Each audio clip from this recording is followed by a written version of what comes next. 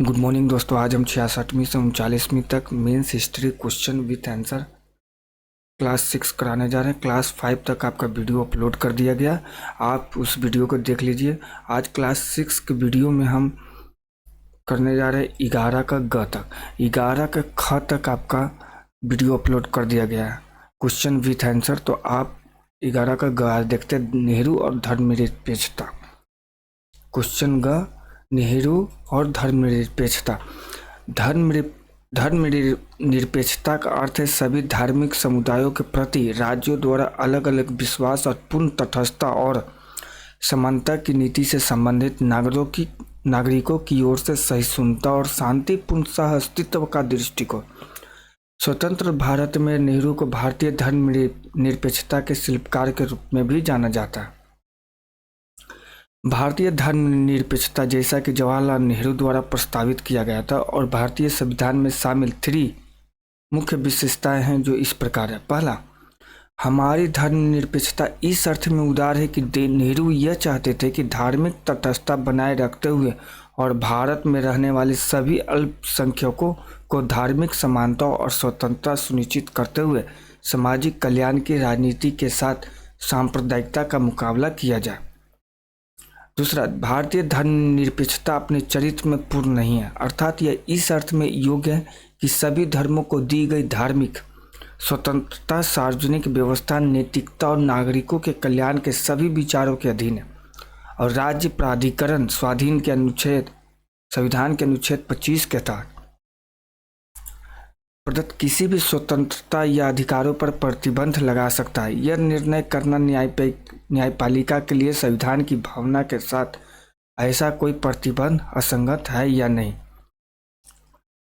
तीसरा, नेहरू की धर्मनिरपेक्षता की अवधारणा गतिशील और प्रबुद्ध दोनों है, क्योंकि यह धर्म को समाज कल्याण में एक भूमिका निभाने की अनुमति देता है। नेहरू का धर्मनिरपेक्षता के प्रति 4 दृष्टिकोण था। पहला, धर्म को राजनीतिक, आर्थिक, सामाजिक और जीवन के सांस्कृतिक पहलुओं से अलग करना। उनके धार्मिक सिद्धांत में धर्म को विशुद्ध रूप से व्यक्तिगत मामला माना गया है। दूसरा, धर्म से राज्य का विघटन। तीसरा, सभी धर्मों के लिए पूर्ण स्वतंत्रता और सहिष्णुता का ख्याल रखना।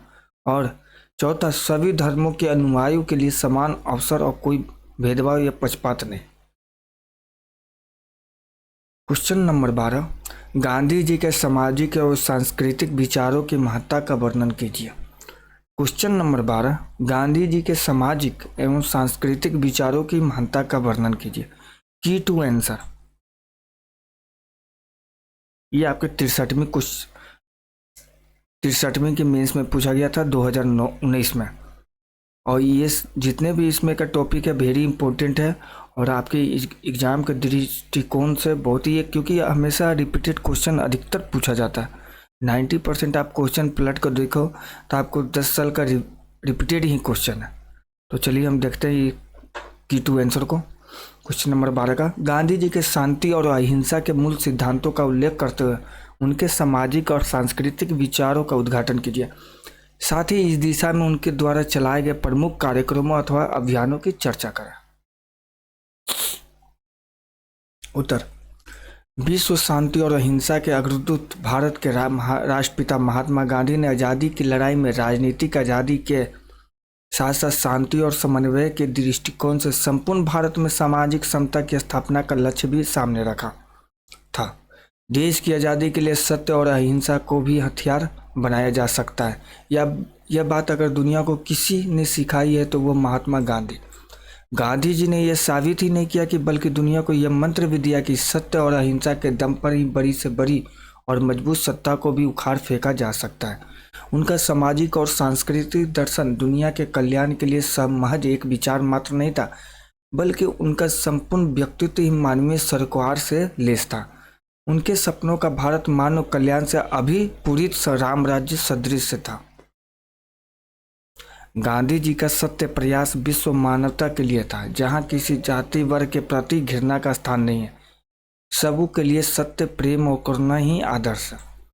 भारत गुलाम क्यों बना, इसके कारणों की खोज करते हुए उन्होंने पाया कि जाति भेद, अस्पृश्यता, अस्पृश्यता, सामाजिक अन्याय, महिलाओं को गौण दर्जा, श्रम को नीच समझना आदि अनेक कारण थे जिनसे हमारा समाज और जिससे हमारा देश और समाज इतना कमजोर बना। उन सभी कारणों के निराकरण हेतु गांधी जी ने आज़ादी की लड़ाई के साथ साथ विभिन्न रचनात्मक कार्य भी चलाए। अस्पृश्यता निवारण। इंग्लैंड से लेकर दक्षिण अफ्रीका के अपने वकालती सफर में गांधी जी को गोरों के रंगभेद और नस्लभेदी नीति को देश को कई मोर्चों पर झेलना पड़ा था। उन्होंने 1893 से 1914 तक दक्षिणी अफ्रीका में भारतीयों या अफ्रीकियों के वैधानिक अधिकारों की लड़ाई का सफल नेतृत्व किया। 1915 में भारत वापसी के उपरांत गांधी जी ने अस्पृश्यता निवारण को आज़ादी की लड़ाई के साथ जोड़कर आज़ादी के लिए लड़ने वाले हर व्यक्ति को छुआछूत मिटाने के काम में भी लगाया। इस कार्य को सुचारू रूप से चलाने के लिए उन्होंने 1932 में हरिजन सेवक संघ की स्थापना की। 1932 में हरिजन सेवक संघ की स्थापना की गांधी जी ने। इन अछूतों को हरिजन का नाम दिया गया जिन्हें वे भगवान की संतान मानते थे। आगे चलकर उन्होंने हरिजन सेवक संघ के साथ देश के अधिकतर नेताओं को जोड़ा। गांधी जी द्वारा चलाए गए हरिजन सेवक संघ का कार्य भारत के हर प्रदेश में चलता रहा, जिसका सबसे बड़ा हिस्सा था। इस समाज के बालक बालिकाओं की शिक्षा हेतु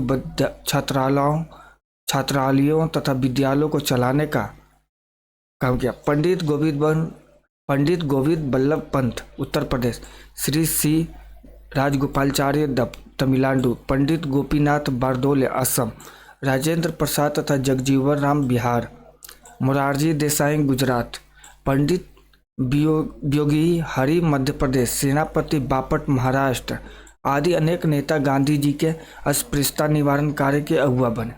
उस जमाने में छुआछूत का भयंकर रूप था और पर गांधी जी की प्रेरणा से हजारों ने इस काम को उठाकर अनेकों विपदाओं झेली, असीम कष्ट भुगते हुए अपने उद्देश्य में काफी सफलता भी पाई। गांधी जी द्वारा चलाए गए अस्पृश्यता निवारण और सामाजिक समता की स्थापना के कार्य के पीछे एक अनोखा दर्शन है प्रायश्चित का। गांधी जी कहा करते थे, जिनको पुरखों ने अस्पृश्यता चलाने का पाप किया है उन्हीं को प्रायश्चित के रूप में अस्पृश्यता निवारण का कार्य करना चाहिए और अछूत माने जाने वाले भाई बहनों की सेवा कर उन्हें समानता के धरातल पर लाना चाहिए। इस दर्शन को अंजाम देते हुए अनेकों उच्च वर्णीय माने जाने वाले व्यक्तियों ने इस कार्य को बीड़ा उठाया। प्रायश्चित की यह भूमिका अहिंसा द्वारा समाज में परिवर्तन लाने की पद्धति को प्रकट करती है, पोषक को सेवक बनाती है, क्रोध को नहीं, करुणा को परिवर्तन का माध्यम बनाती है, संघर्ष द्वारा नहीं, सौहार्द पर आधारित सहयोग द्वारा समाज की गलत मान्यताओं में बदलाव लाती है। गांधी जी ने जिस प्रकार राजनीतिक आज़ादी हासिल करने के लिए एक तरफ अहिंसा और सत्याग्रह की पद्धति अपनाई तो दूसरी तरफ अंग्रेजों के साथ मित्रता बनाए रखते हुए उनकी हुकूमत को मिटाया भी। ठीक उसी तरह अस्पृश्यता निवारण के कार्य की सफलता के साथ साथ दोनों समाज में सौहार्द बनाए रखने का भी प्रयास जारी रखा। गांधी जी का सिद्धांत था कि अन्याय को मिटाना है तो अन्याय करने वाले का हृदय परिवर्तन करना है। पाप से घृणा करो, पापी से नहीं।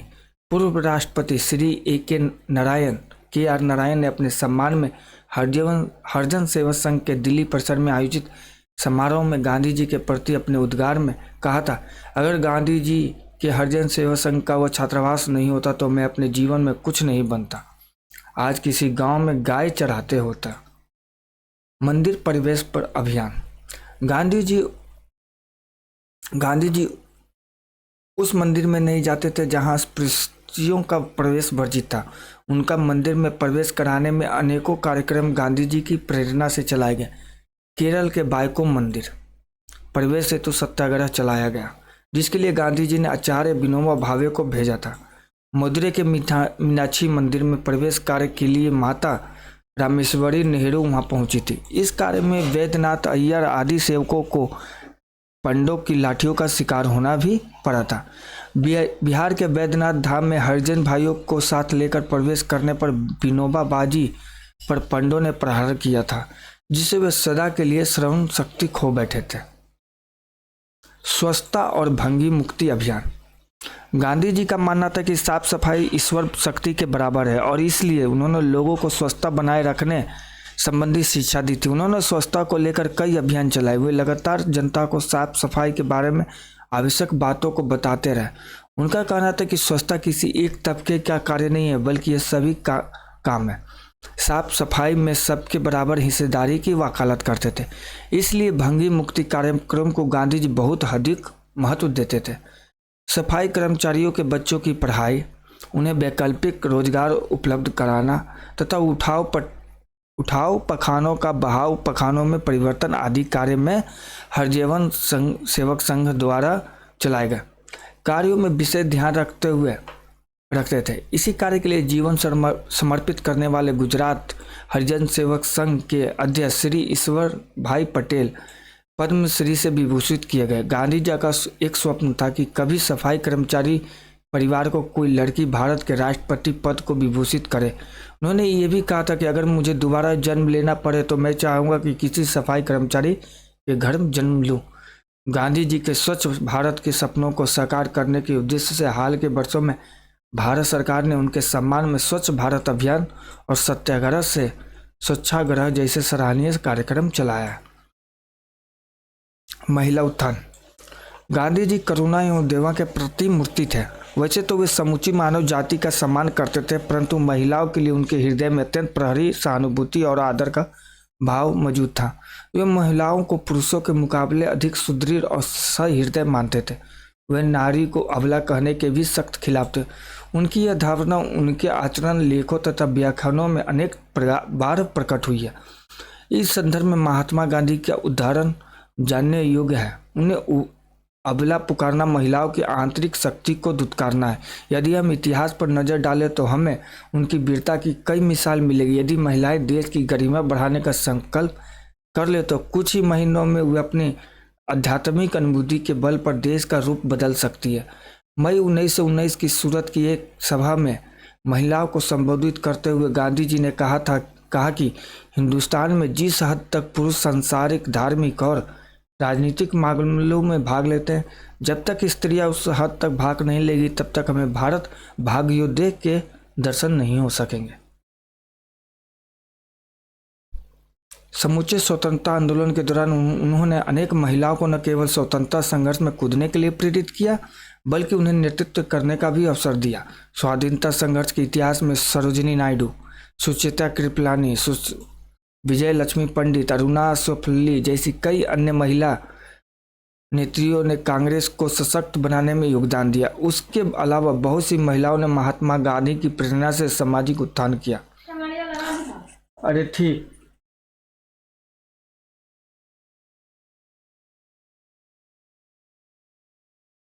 उत्थान तथा अन्य रचनात्मक कार्यों को अपनाया। महिलाओं की इस आंतरिक शक्ति को गांधी जी सत्याग्रह जैसे अहिंसा का हथियार के लिए सर्वथा उपयुक्त मानते थे। उनका यह भी दृढ़ विश्वास था कि सत्याग्रह ने महिलाओं को घर की चार दीवारी से बाहर निकलकर समाज एवं देश की सेवा करने का मौका दिया। यह बात उनके इस कथन से स्पष्ट होती है कि मैंने महिला सेवा को रचनात्मक कार्य में शामिल किया, क्योंकि सत्याग्रह ने स्वतः ही महिलाओं को जिस तरह अंधेरे से बाहर निकाल दिया वैसा कम समय में और किसी भी उपाय से नहीं हो सकता था। विभिन्न आंदोलनों में औरतों को शरीक करने के साथ साथ उनके सामाजिक, शैक्षिक, आर्थिक और राजनीतिक उत्थान के कार्यक्रम भी चलाए।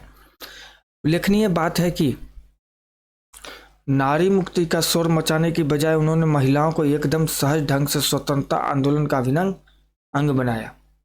ग्रामोदय अभियान। गांधी जी का कथन है, भारत गांवों को देश है, उसकी आत्मा गांवों में बसती है। उनका मानना था कि गांवों के विकास के बिना भारत की समृद्धि की बात करना सिर्फ कोरी कल्पना होगी। बुनियादी संसाधनों एवं सुविधाओं की दृष्टि से गांवों को नज़रअंदाज करने वाले नीतियों का सदा हुए विरोध करते थे। चलो गांव की ओर जैसे कई अभियान भी चलाए। उनका मानना था कि हमारा ग्रामीण समाज भारतीय मूल्यों एवं परंपराओं का वाहक है। भारतीय किसान नर में नारायण का रूप है और वही भारत का सच्चा संत है, क्योंकि वह करोड़ों जिंदगियों का पालनहार है। हाल के दशकों में उनके सम्मान में महात्मा गांधी ग्रामीण रोजगार गारंटी योजना मनरेगा चलाकर भारत सरकार ने गांधी के इस सपने को साकार करने की दिशा में एक कदम आगे बढ़ाया है। शिक्षा द्वारा चरित्र निर्माण।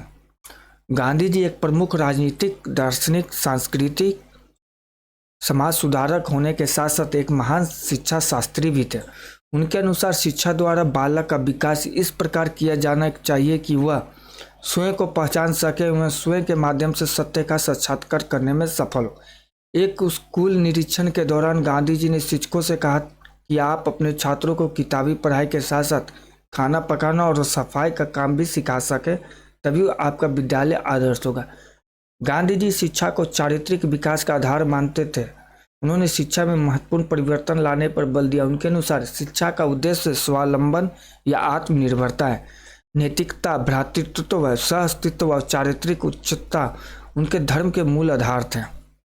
धार्मिक सहिष्णुता, गांधी जी मानव कल्याण वाले आचरण को ही धर्म मानते थे। अक्सर वे कहा करते थे कि मेरा धर्म सत्य और अहिंसा पर आधारित है। सत्य मेरा भगवान और अहिंसा उसे साकार करने का साधन।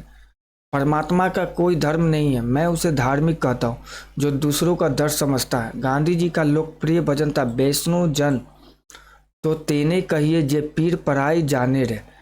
जब कुछ हिंदुस्तान सनातन धर्मियों ने गांधी जी को श्रीमद् मद्भगवत भगवत गीता पढ़ने के लिए प्रेरित किया तो उन्होंने हिंदू, ईसाई, बौद्ध, इस्लाम अन्य धर्मों के बारे में पढ़ने जानने से पहले किसी धर्म में विशेष रुचि नहीं दिखाई, क्योंकि गांधी जी धर्म को आस्था के बजाय तर्क की कसौटी पर परखना चाहते थे। परंतु बाद में श्रीमद् भगवत गीता से गांधी जी का हार्दिक लगाव प्राय आजीवन बना रहा। गीता पर उनका चिंतन, मनन तथा लेखन भी लंबे समय तक चलता रहा, क्योंकि गीता को उन्होंने धर्म ज्ञान से बढ़कर कर्म ज्ञान का अपना साध्य माना था। गांधी जी ने धार्मिक मतभेदों व धार्मिक कट्टरपन के विरुद्ध भी संघर्ष किया और स्पष्ट किया कि राज्य को धर्म के विषय में हस्तक्षेप नहीं करना चाहिए। गांधी जी ने विद्यालयों में धर्म की शिक्षा का भी बहिष्कार किया, क्योंकि उन्हें भय था कि जिन धर्मों की शिक्षा दी जाती है अथवा पालन किया जाता है वो मेल के स्थान पर झगड़े उत्पन्न करते थे। उन्होंने धर्म निरपेक्षवाद के सिद्धांत को सामाजिक न्याय और समानता के साथ जोड़ा। उनका कथन था कि भारत प्रमुख धर्मों का आश्रय स्थल रहा है और समय के साथ साथ बहुधर्मीयता के रूप में उभरा है। हमारा व्यापक दृष्टिकोण और गहरी सहिष्णुता सामाजिक असमंजस्य, धार्मिक मतभेद और सांप्रदायिक तनाव को मिटा सकती है। ईश्वर तो सत्य व प्रेम है। ईश्वर एक है, सिर्फ सब अलग अलग व्याख्याएं करते हैं। ईश्वर अल्लाह तेरो नाम सबको सन्नति दे भगवान ही उनका आदर्श धर्म था। सत्य और सेवा और सर्वोदय ही उनका जीवन दर्शन था।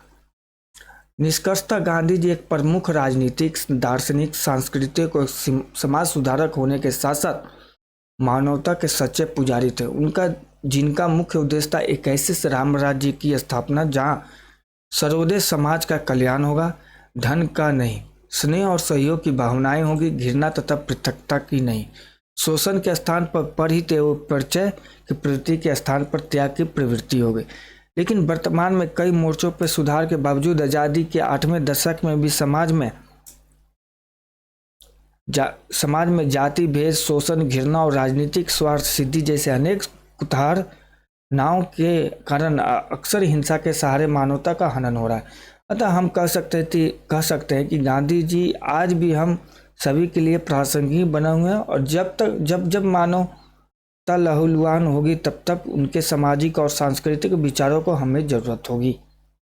की टू रिमेंबर, गांधी जी के मूल विचार, अस्पृश्यता निवारण अभियान, स्वच्छता और भंगी मुक्ति कार्यक्रम, महिला उत्थान, ग्रामोदय अभियान, गांधी जी के धार्मिक दृष्टिकोण। दोस्तों ये की टू रिमेंबर आप याद कर लीजिएगा और इस क्वेश्चन आंसर को पढ़ने के बाद अपने शब्दों में लिखने का कोशिश करिए, जो कि बहुत ही अच्छा रहेगा। अपने शब्दों में लिखने से आप कुछ अपने शब्दों में ऐड करिएगा तो। और ये बीपीएससी 70-71 सभी के लिए बहुत ही महत्वपूर्ण है, तो आप इस चैनल को सब्सक्राइब कर लीजिए और ज़्यादा से ज़्यादा दोस्तों को शेयर करिए और कमेंट करके बताइए कि और भी क्या वीडियो में आपका चेंजेस की ज़रूरत है। Okay, thank you.